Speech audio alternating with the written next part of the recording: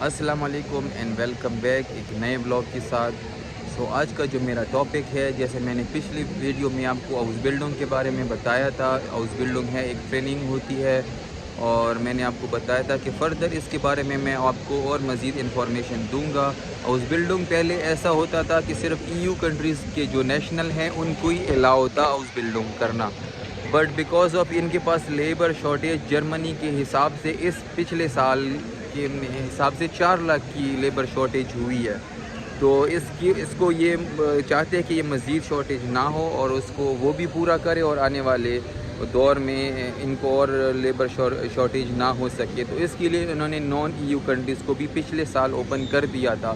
کچھ لوگوں نے اس کو سیریس بھی لیا ہے، اس وجہ سے تقریباً پاکستان سے کوئی 50 لوگ آئے، انڈیا سے بھی اس طرح 200 تک آئے ہیں، تو میکسیمم پوری دنیا سے 500 لوگ ہاؤس بلڈنگ میں آئے ہیں۔ فلپینوں کی ریشیو زیادہ ہے ہاؤس بلڈنگ میں آنے کی، کیونکہ وہ ریسرچ کرتے ہیں ہر ایک چیز کے بارے میں وہ، اور ہمارے لوگوں میں ہم صرف کنسلٹنٹ کے پیچھے بھاگ رہے ہوتے ہیں، اور کنسلٹنٹ کو خود پراپر اینتھیٹک انفارمیشن نہیں ہوتی۔ میں نے آپ کو پورا گائیڈ کیا تھا ہاؤس بلڈنگ۔ آپ کی منیمم کوالیفیکیشن ہونی چاہیے میٹرک، 10 ایئر ایجوکیشن ہونی چاہیے، اور اس کے بعد آپ ہاؤس بلڈنگ کر سکتے ہو۔ ہاؤس بلڈنگ اگر آپ نے بیچلر کیا ہے تو انٹر کیا ہے تب بھی آپ ہاؤس بلڈنگ کر سکتے ہو، آپ ایک اچھی فیلڈ میں کر سکتے ہو۔ ہاؤس بلڈنگ کی کیٹیگریز کیا ہے؟ ہاؤس بلڈنگ کی کافی ٹائپ کیٹیگریز ہے۔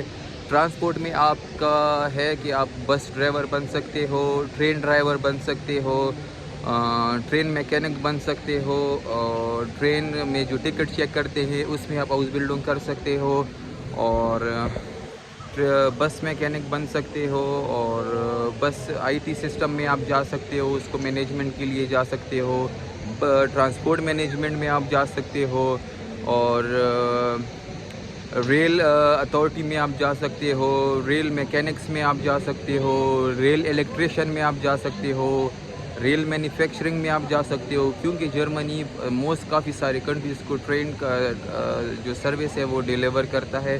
کافی ساری یورپین کنٹریز میں جرمنی کی ٹرینیں چلتی ہیں، اور یورپ میں رینک نمبر 1 پہ جرمنی کی ٹرینیں ہیں، تو اس وجہ سے ان کی بہت زیادہ شارٹیج ہے ٹرین میں۔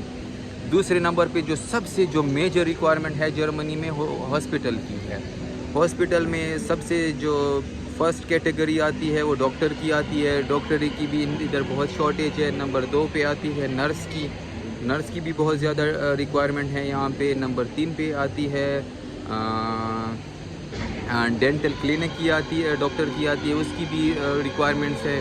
پھر اس کے بعد اگلی آتی ہے، جو اگر آپ کے پاس پاکستان سے ایکسپیرینس ہے یا انڈیا سے، تو اس کے بعد اگلی آپ کو کیا کرنا ہوتا ہے اس میں کہ اگر آپ نے ان کیس آپ نے ایکسپیرینس کیا ہے، کام کیا ہے، آپ کے پاس پہلے سرٹیفیکیشن ہے کہ آپ ڈاکٹر کے اسسٹنٹ رہے ہو، ڈینٹل ڈاکٹر کے نرس کے اسسٹنٹ رہے ہو، تو اس میں بھی آپ ہاؤس بلڈنگ کر سکتے ہو۔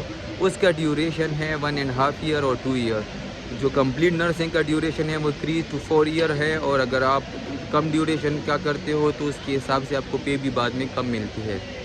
ہاؤس بلڈنگ کا ایڈوانٹیج، سب سے جو بڑا فیکٹر ایڈوانٹیج ہے کہ اگر آپ نے ہاؤس بلڈنگ کر لیا تو آپ یہاں کے سٹیزن ہو جاؤ گے ایزیلی، کیونکہ ہاؤس بلڈنگ کے بعد آپ کو ڈیورنگ ہاؤس بلڈنگ آپ کو پے مل رہی ہوتی ہے ہر ماہ، جس میں آپ کا پینشن اور سوشل سیکیورٹی جا رہا ہوتا ہے۔ جرمنی کے مطابق اگر آپ جو منتھ آپ سوشل سیکیورٹی پے کر رہے ہوتے ہو، اگر آپ نے 5 سال مسلسل سوشل سیکیورٹی پے کی تو آپ پرماننٹ سیٹلمنٹ کے لیے آپ اپلائی کر سکتے ہو، آپ 5 سال کے بعد پرماننٹ ہو جاتے ہو۔ پھر 1 سال کے بعد آپ پاسپورٹ کے لیے ایلیجبل ہو جاتے ہو، اور آپ پاسپورٹ بھی لے سکتے ہو یہاں کا۔ تو یہ چیز ہے نرسنگ اور ڈاکٹر۔ میں بتانا بھول گیا تھا کہ آپ ڈینٹل کے ہیلپر بھی بن سکتے ہو، ڈاکٹر کے ہیلپر، اور نرس کے ہیلپر بھی بن سکتے ہو۔ پھر اس میں ہوتا ہے اولڈ کیئر ہیلپر، جیسے اولڈ لوگ ہوتے ہیں ان کی کیئر کرنا، وہ اس میں بھی آپ جا سکتے ہو۔ اس کے بعد ہے کہ ایئر لائن میں بھی کافی ساری فیلڈ ہے، میکینک ہے، ٹیکنیشین ہے، کافی سارے۔ یہ جو میں نے آپ کو بتائی یہ بہت کم ہے۔ ہاؤس بلڈنگ کی کیٹیگری 1000 سے بھی اوپر ہے۔ لیبر میں اگر آپ دیکھ لو تو لیبر میں بھی کافی ساری کیٹیگری ہے، جیسے مستری ہو گیا، پلمبر ہو گیا، الیکٹریشین ہو گیا، اور روڈ کنسٹرکشن ورکر ہو گیا۔ یہ سارے جو ہے یہ بھی سارے ہاؤس بلڈنگ میں ہی آتے ہیں۔